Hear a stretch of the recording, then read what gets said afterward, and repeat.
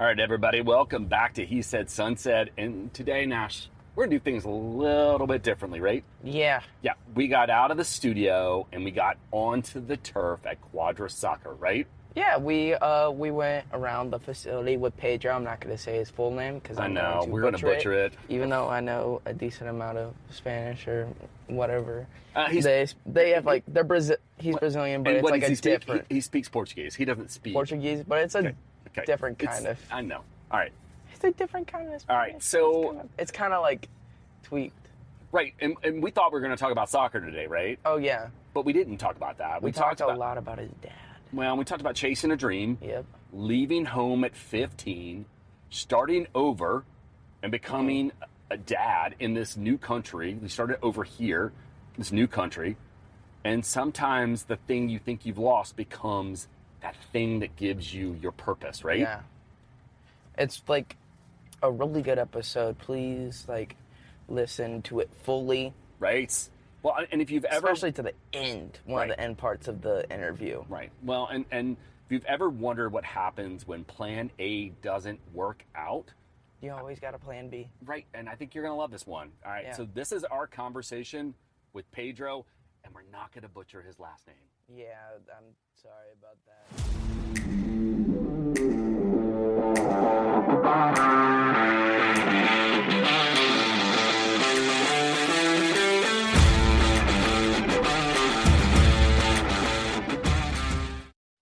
All right, we're excited. We're in Nightdale today, right? Yep. We are in Nightdale. We are in the headquarters of Quadra Soccer. We're in the building. We are in the building. We're looking down at the turf. I got my new buddy, Pedro, here with me. I'm not going to butcher his last name. I'll let him introduce himself in a second.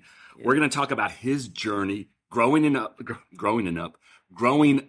in Brazil, the son of a professional soccer player, and now building a soccer community in North Carolina through Quadra. Pedro, welcome to He Said Sunset. Welcome. Thank you, guys. Thank you for having me. So, yes, if you want to say my name correctly, would okay. Pedro Henrique Verissimo. Okay. On, I'm not even do it. I'm not even nope, we're not even gonna go there. We're not even gonna go there. I love your story ever since I met you at the Friday Coffees in Durham. Please, let's start up. What was it like growing up in Brazil, Sao Paulo? What was your family like? All that sort of stuff. And then we'll go from there. Awesome. Thank you for inviting me. Appreciate Matt and Nash. Growing up in Brazil, like you guys mentioned, son of a professional soccer player. My dad is also, his name is also Pedro. So Pedro Paulo Verissimo. Okay. Very creative there. Yeah, very creative. So, growing up in Brazil, I am the firstborn of two kids. I have a younger sister. Both parents they knew of each other growing up. Okay. It's very common, for us to kind of live all in the same neighborhood, live close to each other. So I have, my dad is one of 14. Whoa. And oldest 14? No, he's actually the youngest male of the 14. Oh, wow. He's the second youngest child. Wow. And so family reunions, family parties were, a block party every time. Seriously. I grew up all around, a lot of cousins, a lot of people, a lot of action, a lot of noise. And, So, and on my mom's side, my mom is one of 6. Okay. So it's, big family there too. Yeah. So always around a lot of people. And, I think that's pretty much sums up what São Paulo is. Yeah. A lot of people, lots of noise, lots of action. People say that if you want to eat, lasagna and it's handmade and it's at 3 a.m. you can. Wow. That's the type of town. All right. So growing up in Brazil, I watched my dad, just participating in several games, just going around and playing and talking to people and shaking hands and waving at people, not as a celebrity, but just how because of his character, being kind and being humble and being nice to others. It was always the guy that would be more in the corner and just laughing, and people enjoyed having his presence. That's awesome. So I grew up with that. Okay, that's great. And so when did soccer become that thing? When was it, when we were I want to follow my dad's footsteps. I want to play. So, growing up is just soccer in Brazil is religion, pretty much. Okay. So, you watch the game at 4 and you go to church at 6. Okay. Sundays, it's there's no... Yeah. So it's kind of like Texas in football. Yes, I would say. That's a religion in Yeah. Pretty Texas. much. Yeah. Okay. So, I grew up in that. I don't remember, like, I can tell you, like, hey, at 3 I started. No, Right. it was like always there. It was always present. Always involved, through my dad, through my cousins that would go to games every time and like just be crazy about it and travel out of state to go watch games and things like that.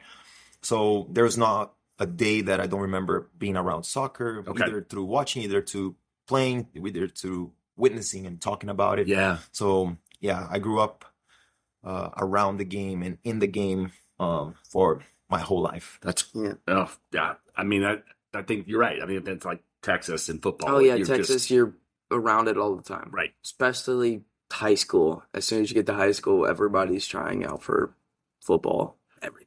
So what was your dad as an influence, like, and as a coach, sort of helping you get to sort of a point where, because you leave home at 15, and we're going to get into that, but like, what was your dad like leading up to that? So one thing that I don't know if you guys have ever seen, like, for example, Messi. I'm not trying to compare my dad to Messi, of course, but like if you see like professional soccer players with their kids, they seem to be a little bit more chill and a lot more compassionate and a lot more patient. Yeah.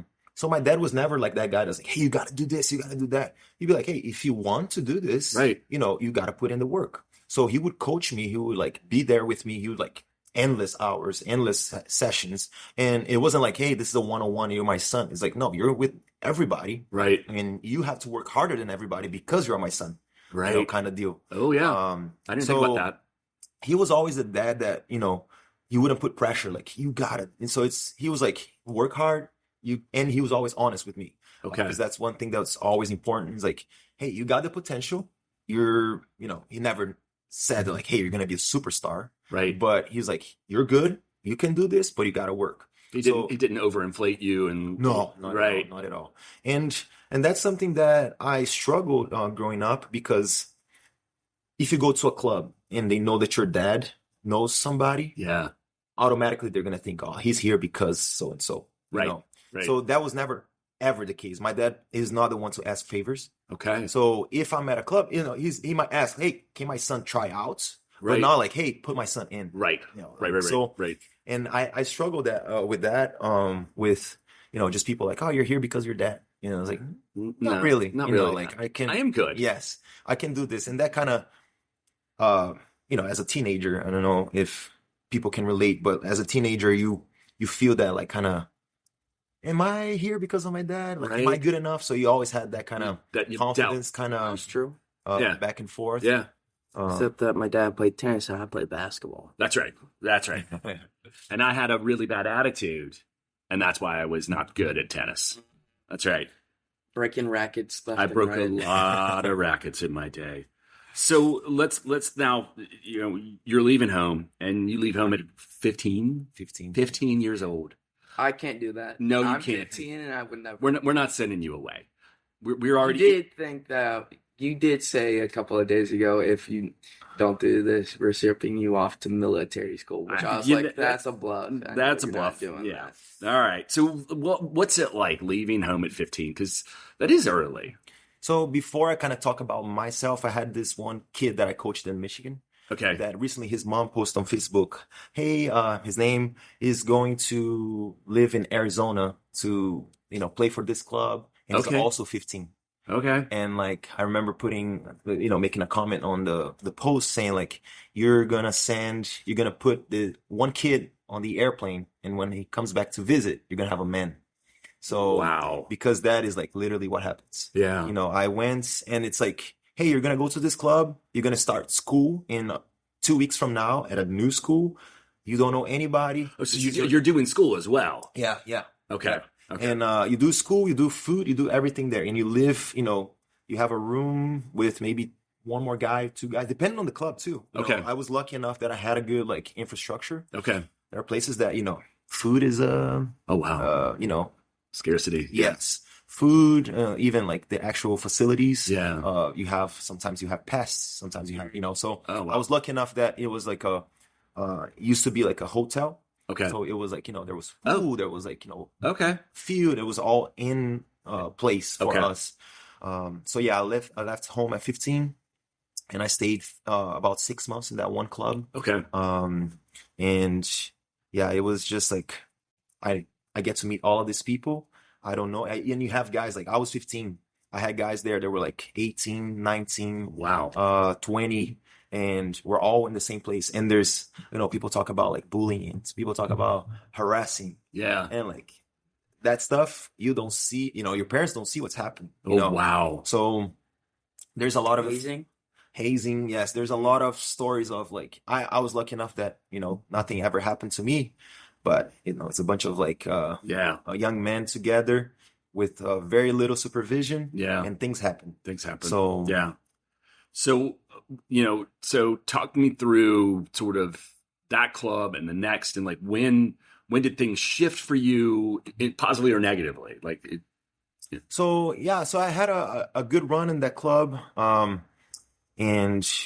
I stayed 6 months there, but then, which is a very common thing to happen, unfortunately. Clubs, they get structured and then they dissolve in like a matter of like What does years. it mean by like dissolve?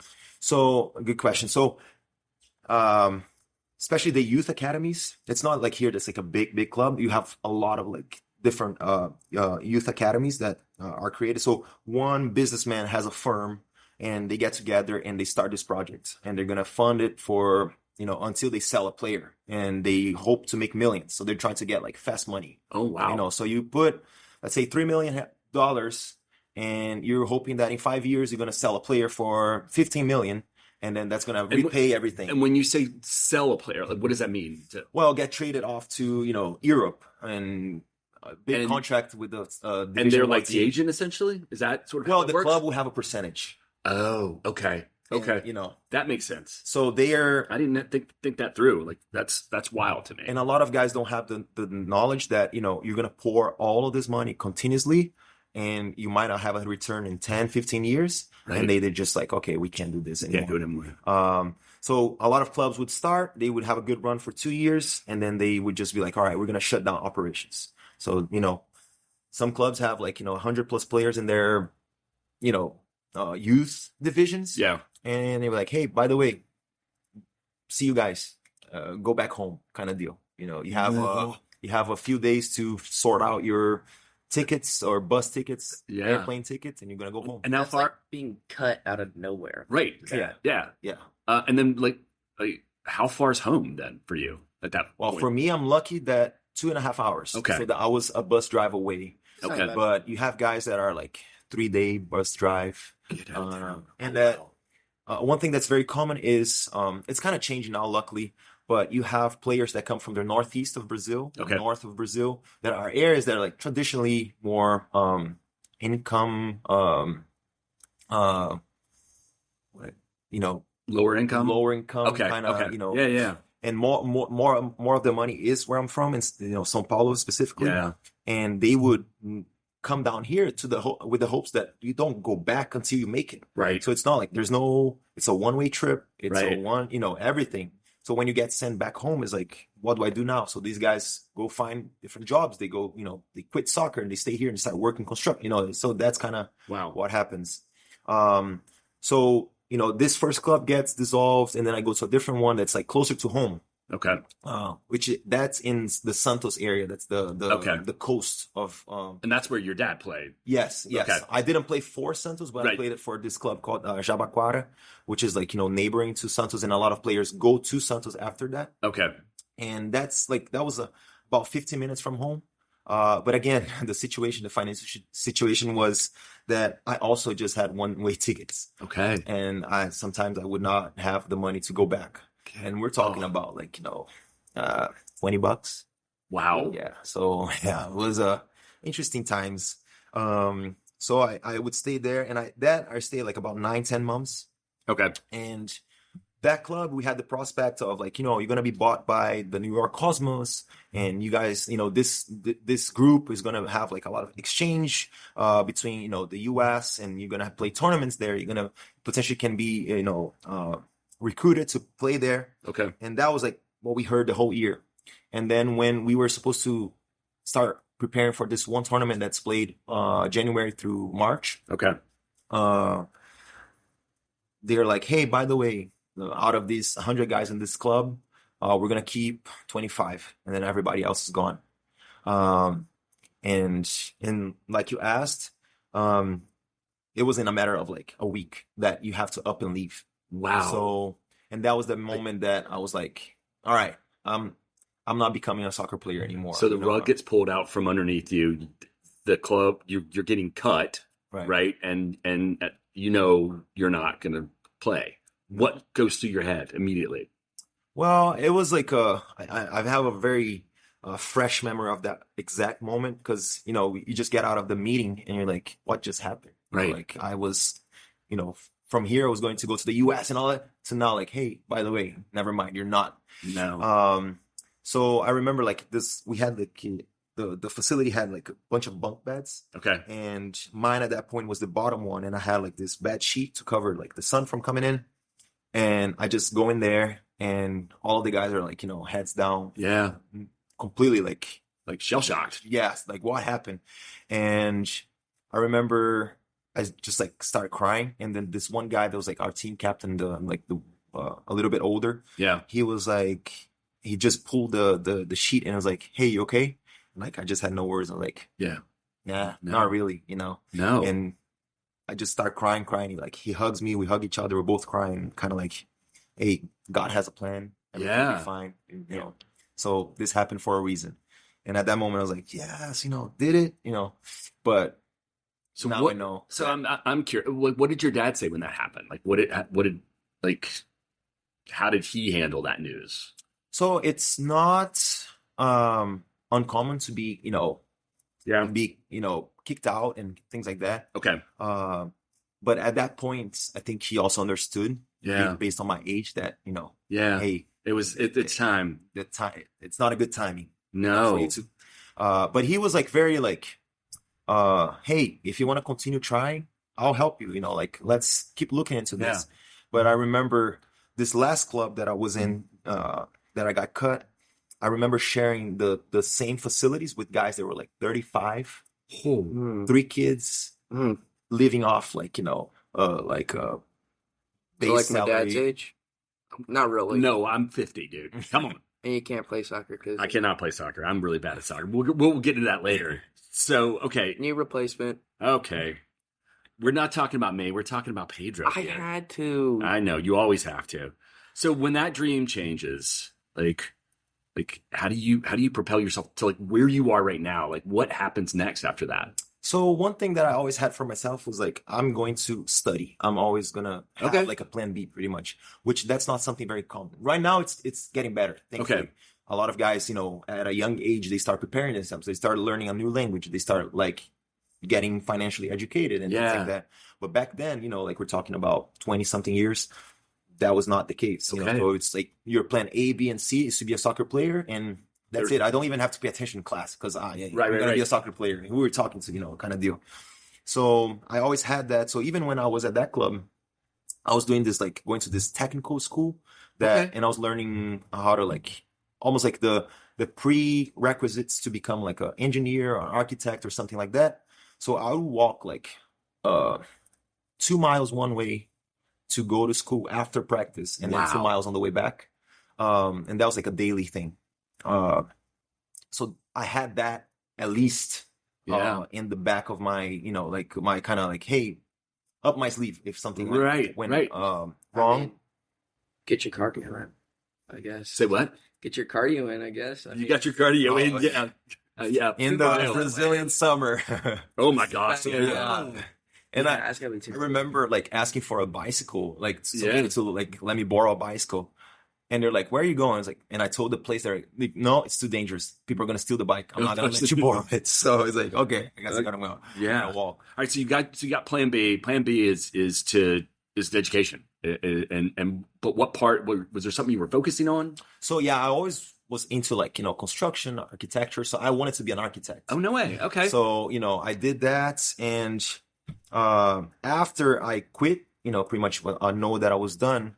I started to study to then go, there's tests to enter schools. Okay. It's not like a generic test like here, like SAT. You don't apply to schools. Yeah. You have to go and take tests to enter that specific school. Okay. So I did for a couple. I did get accepted into one, but the tuition was really high, really expensive. Okay. So I got accepted, but like, what do I do with it now? What school was that? It's called Belas Artes, and it's like a traditional architecture school in São Paulo. Okay. And the tuition at that point was like, say $500. Okay. A month. Wow. So for me, it's completely out of my reality. Even if I worked, I wouldn't be able to afford it. Wow. So I would, I don't know, maybe try to play their intramurals and something to get a scholarship, something. But at that point, so I quit soccer completely. My dad is like, "Hey, do you want to go back?" I was like, "No, I'm done. I'm gonna go to college. This is what I do now. I'm gonna study." And I remember after like about a year that I had quit soccer, my dad goes to play a match, like a friendly match in Santos where he plays, so he knows everyone. And on the way back, he's giving this guy a ride. And the guy was like, "Oh, how's your family, whatever?" And my dad is like, "Oh, how about you? What are you doing?" I was like, "Oh, I work with this company that does exchange programs to the US." And I'm like, and my dad is like, "Oh, no way, talk about it, because my son wants to do that potentially." Oh, one thing that I forgot to mention. After I quit, I had like this moment of like, I don't want to hear about soccer. I don't want to know about it. But then I was like, I worked hard my entire life to play, and I wouldn't go to my friends' birthday parties. I would be here and there. I couldn't. You sacrificed a lot. Yeah, I couldn't skate because I could get injured and all. And I was like, I'm gonna at least try and get something out of it. So I'm gonna try and go to the US and get a soccer scholarship. So I started saving. I started working. I started saving. That and of me, because I've had these moments where I'm like, I could quit right now, and I could have so much free time. I could do whatever I want. I could be with my friends and like do stuff. But I told myself every time, I'm like, I've worked too hard for this. I've worked enough. I've taught myself so much just by myself. I haven't needed a trainer as much. I mean, I have a trainer when it comes to, working out, stuff like that. But when it comes to basketball, I've taught myself so much. I remember so shout out to Masterclass. I don't know if they're around anymore. But I used to do I did the Steph Curry. First, yeah. I remember you doing that. Yeah. And I was so mad at myself because Curry could do all these between the legs, behind the back dribbles. And I was mad at myself because I was like, I can't do this. And I started, like, Dad told me, he was like, just work on it. Just do the work. I used to go outside. We have a hoop outside where I live. And I would just start dribbling, just working on getting comfortable with the motion. Started getting more comfortable, started getting even more comfortable until I could do it in my sleep. Just clicked. Yeah. Got to it. I mean, you taught me how to actually dribble. Well, originally, yes. Yeah. Originally. He used to be my coach. Yes. In little rec league. Yeah. And he taught me a lot, but I've taught myself a little bit more. Yes. And I taught myself how to spin the ball on my finger through. Yeah. I was at sleepaway camp. Oh yeah, you were. I was Seagull. For a month. Yeah. I just started spinning the ball, just over and over and over, and trying to get it to stick on my finger. Yeah. And I got it. I was like, it clicked. Right. I started doing it more often and more often and more often. So you're putting in the work, like you were talking, like you've put in that work. Yeah. It's hard to give up cold turkey. I don't want to just give it up like that because I've put too much into it. So what did you do, Pedro? Well, kind of like you're saying, when you do those 10,000 hours that people talk about, you feel like you have ownership and you have to, do something with that and, take the fruits out of, the results out of all of that dedication. So I started looking into it, and I remember going to the agency to close the trip because I was going to do a showcase in Florida. And then there will be coaches that will come and get together and evaluate you and then give you a scholarship. So as I'm about to close the deal, I know this is a little bit sad, guys, but the story gets better. Okay. The as I'm about to close the deal, the lady in the agency says, "Hey, by the way, before the players could have up to 100% scholarship, but now it's up to 65%." And I'm like, "Come on, I can't." Oh, wow. So as like I'm about to sign, she says, as like I just dropped the pen, I'm like, "I can't. Right. My parents cannot afford this." Right. So I remember just like that one. I was like, okay, part two of the devastation, whatever.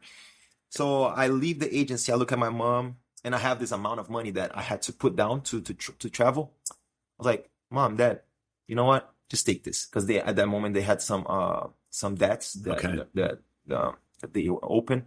Like, "Hey, just take this. Pay the credit card, whatever." Yeah. I'd be so annoyed. Yes, I was. Well, I mean, I would be then, so annoyed. yeah. So where do you go? Like from that, so you've got 2 setbacks, Right. like, and now you got to pivot again. So where's the So pivot that from was here? at that moment that I think going back to where I was like, I don't want to hear about soccer. Yeah. I'm just gonna, go to school. I'm gonna become an architect. This is what I do now. Okay. And then my dad goes into this trip. So we're back into the timeline correctly. And he comes back and he tells my mom first, "Hey, I talked to this guy. Remember how Pedro wanted to take this trip?" And he does exactly that. My mom was like, "Are you crazy? You're gonna bring this up again? He already went through all of this. Don't talk to him about it. No, just don't do it." And then my dad was like, "I think I should." And then, he did. He was like, "Hey, my friend does this. Do you want to look into it?" I was like, "Dad, I already told you I don't want to, forget about it." He was like, "Maybe you should give it a try, who knows?" Yeah, who knows? And the guy was so graceful that he did not charge for the training.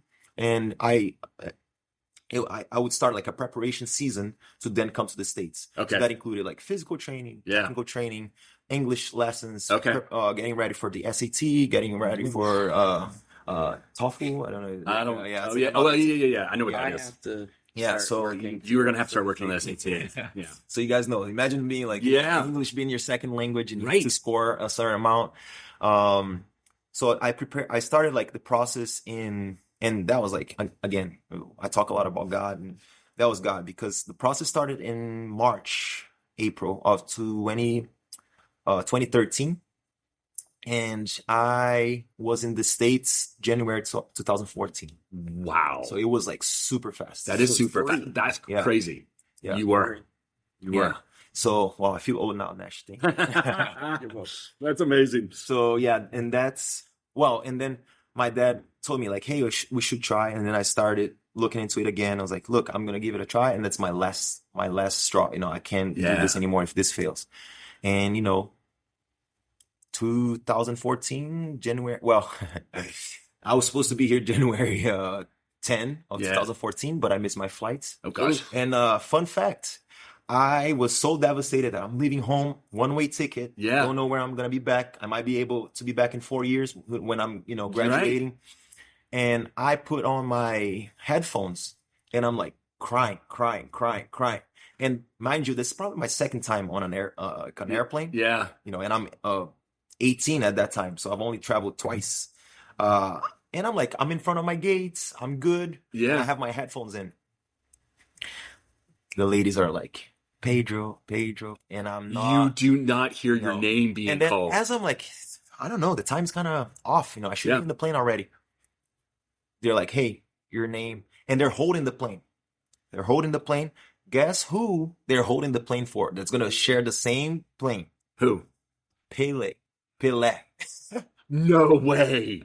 You're kidding me. So Pele was gonna be in that same plane. So they're holding the plane for him, but he made it before I realized that, so I missed my flight. You missed your flight. I called my parents like, "Hey, can you guys come pick me up? Because I missed my flight. And you guys going to have to spend all of this, right, money again just to send just to send me back." So, yeah. That seems like something you would do now. It never does. Like, your headphones would be on. Walk by. Exactly. I can totally see that happening. Yeah. All right. So we got a new beginning now. So you finally do make it, right? Right. And where do you go to school? I go to school at Delta State University in Cleveland, Mississippi. Okay. Home of the Fighting Okra. That's right. I've heard this story about the Fighting Okra, which I think is epically awesome. Mm-hmm. I think that's amazing. You're from Brazil. Right. Now you're in Mississippi of all places, because it's got to be a culture shock for you too. Oh yeah. Oh yeah. I imagine. So what was it like, sort of like going to school, living here? Like, what was? So, Cleveland is a really small town, a really tight community. The school, I loved it the moment I got there. Even coming from a big town, I was never the kid that would like go out and party, and I Right. grew up in church, so it's not that like I lived the town, city life. Right. I would work, so I'd take the train, take the bus, all of that stuff, but it's not that I live off of that, like Right. I need to Right. have this. You don't So, need that excitement. yeah, so because I was there in, the Mississippi Delta, and I was so grateful for being there that everything was fine. Like there was nothing that There's would be pure like, joy. oh man, and I think to give a little bit context, when people come from like Brazil or other places to study abroad, generally speaking, they're people where families are a little bit more well off. Okay. So I'm the exception. I'm the only one that the parents, figuratively and like literally cannot afford me being there. So Wow. me going through this process, it's 100% a miracle because my mom is working at GM at that point. Okay. And then my dad, because he was always in soccer, is in and out of jobs. Wow. Constantly. So Okay. 6 months, a project here, 10 months, a project there, Wow. 3 months, a project here. And it's like, you get a paycheck here. So it's kind of like, there's no possible physical way that I would be able to survive here. So when I get here, I'm just like, I'm here. So each day is like I'm staying here one more day because it could be the day that my mom would probably call me and be like, hey, we can't send you money anymore. Wow. And I'm just like, okay, I have Right. to figure out my way to go back. You experience every day as if it could be potentially your last Yeah. day. So you don't miss a thing. You're dialed in. Yeah. I should start doing that. You should start doing what? You got to speak up. I should start doing that because the grades are. Yeah, your grades are a little bit. Yes, you got to do the work. I love it because this is playing off of what Tommy and I were just speaking about last week. So Also, Pedro, what did your dad do like when it comes to his job after soccer? I'd like to know that. So it was always coaching soccer. It was always assistant coaching. He primarily did coaching for local governmental projects where they would hire former soccer players and they would coach kids. And that's how he pretty much coached me for my entire life. okay, So it was some sort of like social type of project that they interesting. would hire and employ former players so then they could keep active and then provide, good coaching for the kids. Yeah. So that's primarily what he did. And he did that for a long time. And then right as I'm coming to the States, the project shuts down. Oh, So I was like, yeah. So you guys deal with a lot of adversity, a lot of like moments where you've got to pivot and pull yourself back up. Mhm. And so there is a lot of trust, and your faith plays a big part of that, Oh, yeah. right? Yeah. That there's something else out here because there's something behind you forcefully working to put you in Oh, yeah. places where you're going to succeed. So how do you get to North Carolina? You're in Mississippi. Where does North Carolina now come in? So yeah, I stayed in Mississippi 4 years, the whole undergrad.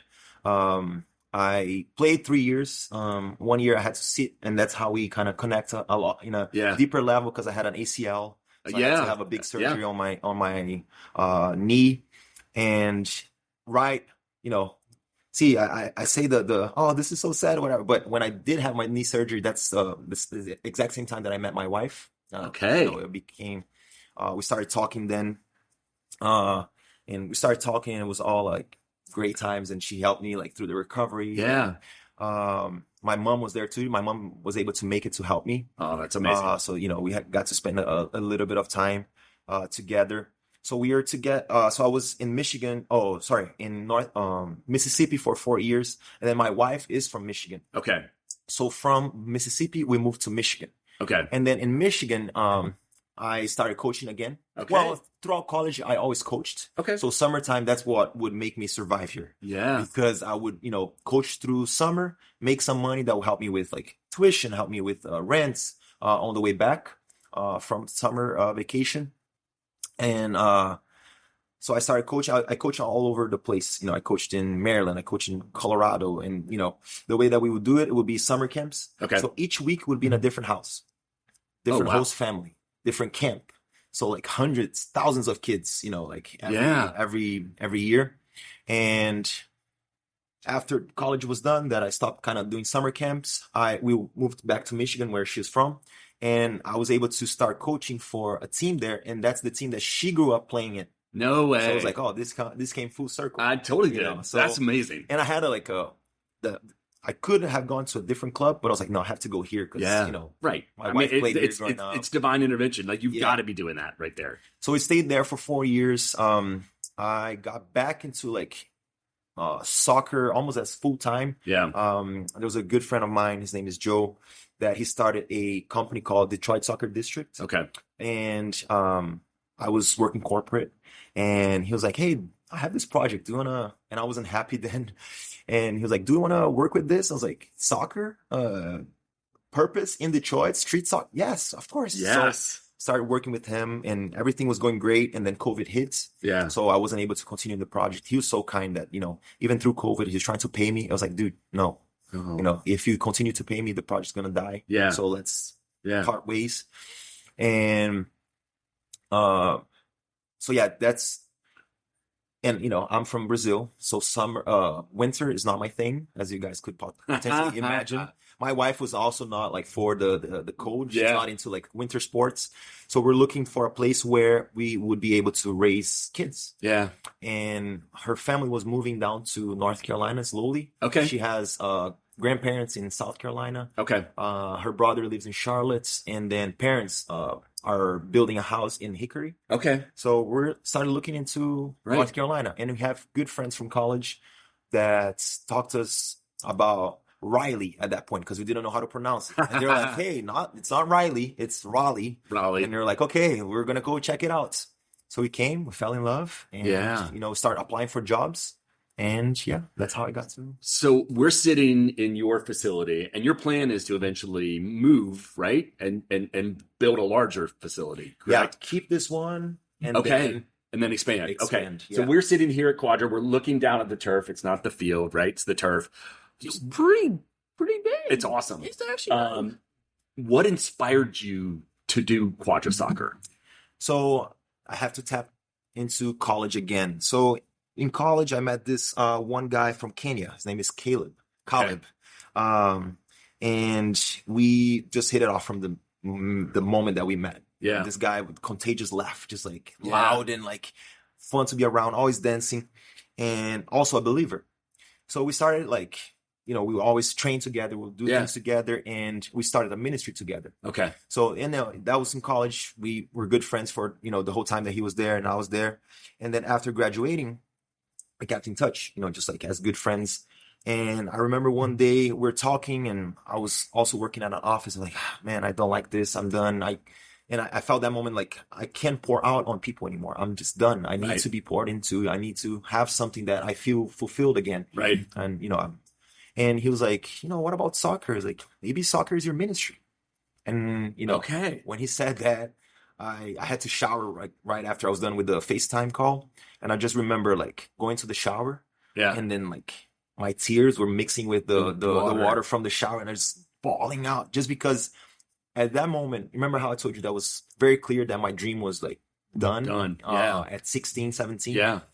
At that moment, it was so clear. It was like, soccer is my ministry. Yeah. It's not, yes, it's my passion, but it's also my ministry. It's your way of giving back. It's your way of pouring into people. It's the way that I'm going to get fulfilled, and I'm able to pour out again. Yeah.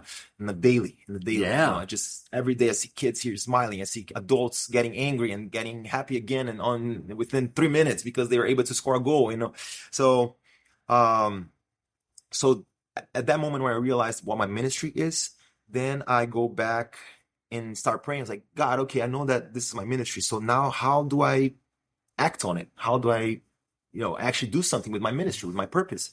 And I started praying, started looking into what I could do. And I was talking to my, I was like, I think I have to open a business. And she was like, oh, here you go. And mind you that she's pregnant then. Okay. Not the best time to be saying, oh, honey, I'm going to open up a business. Yeah. And I'm like 27. And I was like, no, I'm saying I'm going to open a business, but I'm thinking about like when I'm 30. Okay. And, so I started looking into that, and I was like, okay, there's this program that helps entrepreneurs to kind of figure it out, get ready. It's called Launch, and they have Launch Night Day or Launch Rally, and that's through Wake Tech. I was like, oh, I'm gonna enroll. Let's see if I'm gonna apply. And I got accepted, and I started. Wow. And that's like I was 27, and then I turned 28 right after we had our baby, and I started working. And at that point, I didn't know what would come out of it, because I was like, am I going to start a team? Am I going to start coaching again? Whatever. Right. And then God kind of got me into like, okay, open a place where people gather. Right. That's going to be pretty much your church. Yeah. So, yeah. And that's how the idea of starting a facility came to be, especially because, we're in Ideal right now. There's nothing on this side of town. Yeah. There's no facilities, no fields, no place like this. So I was like, I'm feeling a gap here, and I'm feeling my purpose. So all came together. It really did. And that's how Quadra came to be. I decided to open a facility. I started looking into it, started praying, started preparing myself. And all right. So why don't we pause right now? Because this is a perfect opportunity for us to walk around Quadra and talk a little bit more while we sort of tour. Even I know it's a quick tour, right? But we'll stop. One more. Oh, you got a question? All right, fine. Let's go. Speaking of having a baby, how has becoming a dad made you more appreciative of your own dad? Nash, come on. You're trying to make me cry here. Good question, Nash. I think becoming a dad, and Matt might relate to this, it's really hard to put into words. I have this bittersweet feeling of being far from home and not really having my dad here and pour into my son as much as I would like to, just because how much he was important to me, and like how much he really did for me. So being a dad is like you appreciate your dad so much, to the point that is like he coached me. So it's like I have kids here that I coach that I see so much of myself. Like, and I call my dad sometimes like, I'm sorry, I was a jerk to you. So, I'm working on my patience today, because you have to deal with different kids. And, so I'm starting to coach my son now. So I have to, and I have a lot of that with my son where, you're the one, I'm the more strict with my son, because you need to behave the best.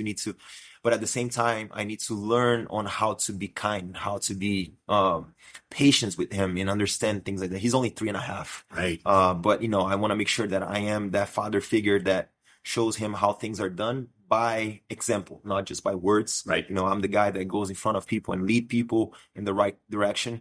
So now the relationship with I think looking at my dad, it's I have to be honest here. I had some time there that was really judgmental on my dad, because the things that he could have done. Yeah. And trying to have my personality kind of installed in him. Yeah. I was like, you got to do this, you got to do that. And it's not him. No. I can't just force him into being like, this guy that's like a go-getter and is going to knock on people's doors and like, hey, I have this business idea. Right. That's not him. That's not it. He's the guy that's, you call at 3 a.m. Hey, I need help taking somebody to the hospital. Can you be here in 5 minutes? Yes, I'll be there. Not saying that I'm not, but, that's just naturally the type of person that he is. And, just kind. And he's not a man of a lot of words. And, he just his presence, kids, guaranteed if you had him here and he had like a bunch of kids, they all would go to him. Even though they didn't speak the language. Yeah. Just like this just guy. Naturally yes. So, yeah, I think to answer your question, I'm learning how to become more humble, how to become more kind towards my son, and how to like appreciate every second with him. And just like, this goes by fast, and I'm here now. I'm able to see him grow.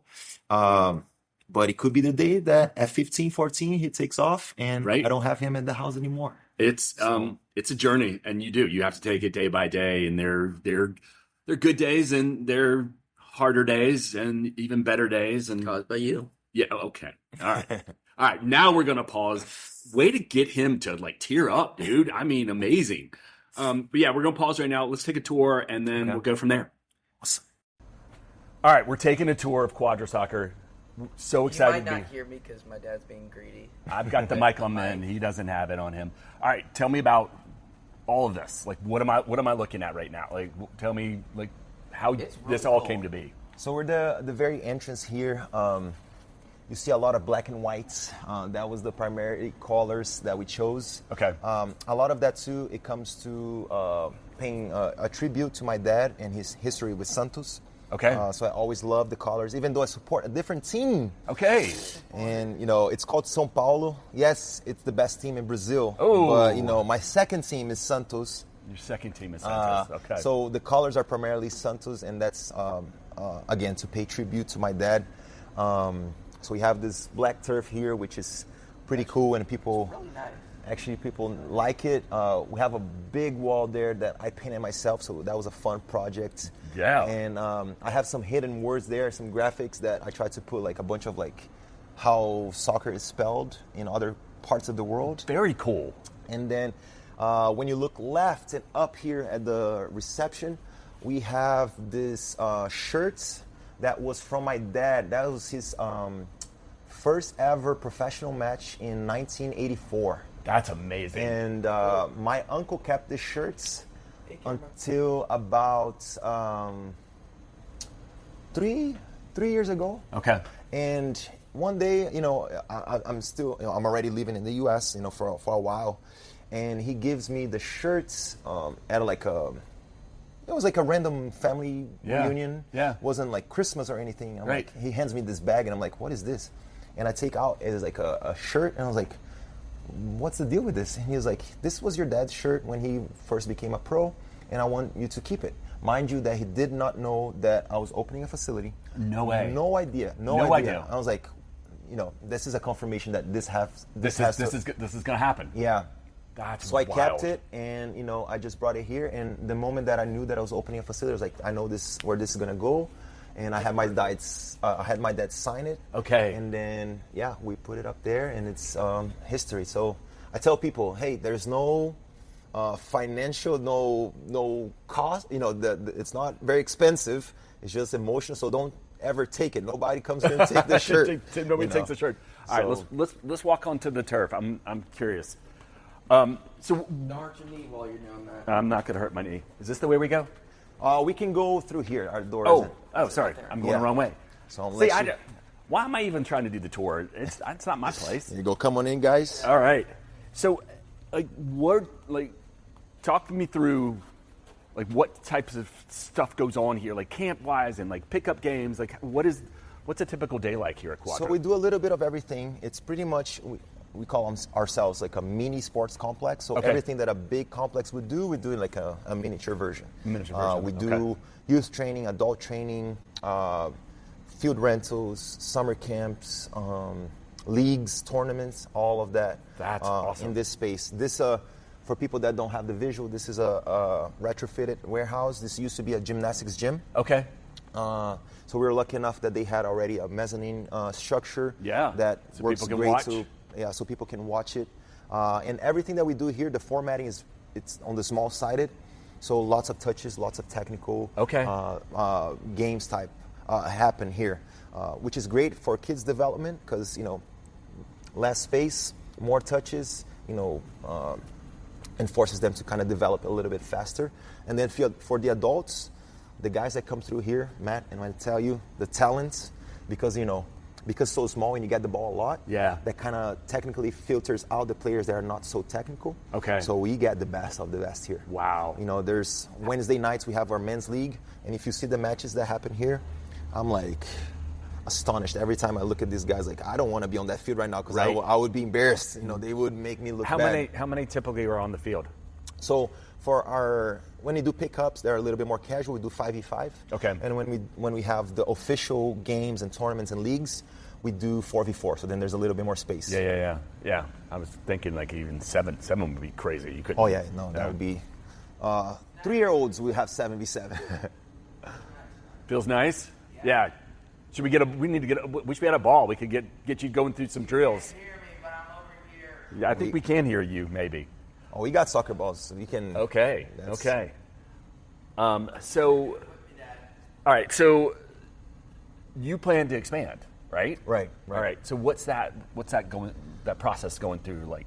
Yeah, because we understand that this is great, this is awesome, but we're very limited in what we can do. Yeah.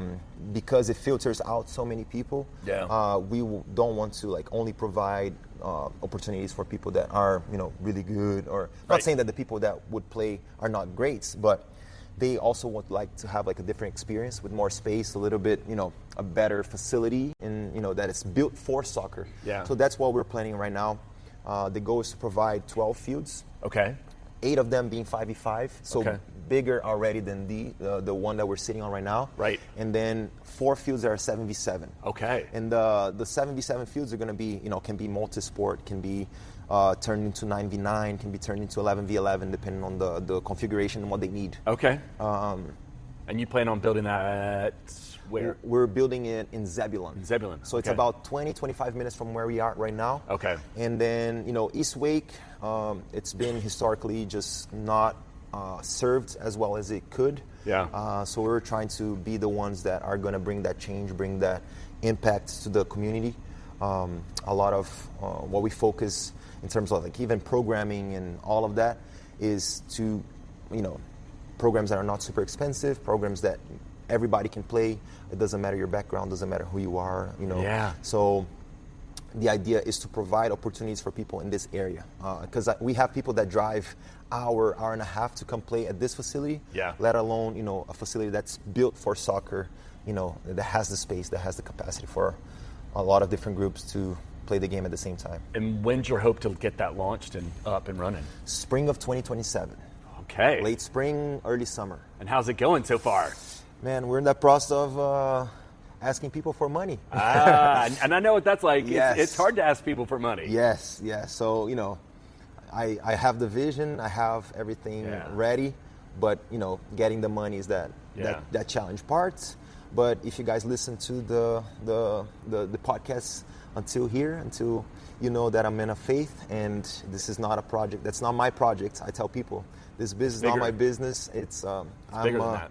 I'm a vessel. I'm being used to bring the game, bring the connection to people, and I'm pushing forward. Yeah. There are moments that I'm hesitant, that I'm scared, that I'm afraid, but I know that this is not for me and this is not mine. So it's not, Quadra Soccer is Pedro's, no. It's I am just the steward. I'm taking care of it, so then the people can do their thing, enjoy it, and have fun, connect, make friends. Yeah. Because that's all that sport's all about. Yeah. How many of us do go professional? Yeah. How many of us do, become, It shrinks. Youth sports is huge. Getting to college athletics shrinks it even down. Harder. And then as you get to the pros, it's shrunk even further, and it's the 1%, and even less than that. Hot take: how long is college going to be around? Yeah, that is a hot take. Ooh, yeah, I haven't thought about that. It has sometimes there's rules put out for how many years you have to, but there's a lot of times where they just go one and done and done. Yeah. Wow. All right. So how can people find you? We have our website, quadra-us.com. Okay. We have Instagram, Facebook. Facebook for the millennials, Instagram for the Gen Z and everything after that. So on Instagram, we're Quadra_US. Okay. And then on Facebook, we're Quadra Soccer. You can call us, you can email us. Okay. The beauty of soccer, that it's AI proof. It is AI that proof. You have to be here. You have to come see us. You have to come play with us. You have to get onto the turf and play. Yes. It's your worst thing, Dad. As Nash is about to do. Yeah. Kick the ball around. Oh, I don't know if he's going to be able to do that. I don't think he's got what it takes. I don't want to bust up in this knee. So. Okay. You can do it with your right. Well, Pedro, thank you so much for your time, dude. This was awesome. I love getting to know you even further. I'm excited to see where this ends up in Zebulon and what you're going to do with it and where you're going to make impact in people's lives. And it's incredible. So let's get it going. Yep. Let's go. All right. Thank you.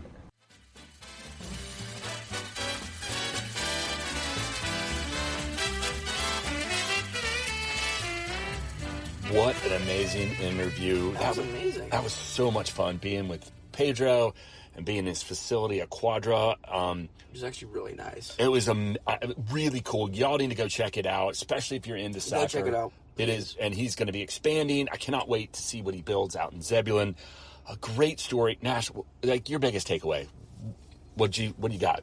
My biggest takeaway is how he kept his head high even though, like, everything was going wrong, like how he got cut. I mean, setback after setback. Like he couldn't afford college. He needed to get a scholarship, but they want to give him a full scholarship. Right. But he always kept his head high. He always kept going. He always maintained faith, and he was just steadfast in where he was going. I mean, it's a great lesson for everyone that's going through something that's hard to just keep pushing, right? And keep going, right, man? Keep pushing. That's right. Well, I thank you so much for listening. We're excited. We got another interview tomorrow. Nash, it's going to be a workout. Dude, we are going to work out with Ashanti. It's going to be awesome. Look forward to that coming up next. But thank you so much for listening. Keep following and keep reaching out. We'll see you soon. Bye. Bye. All right, bye.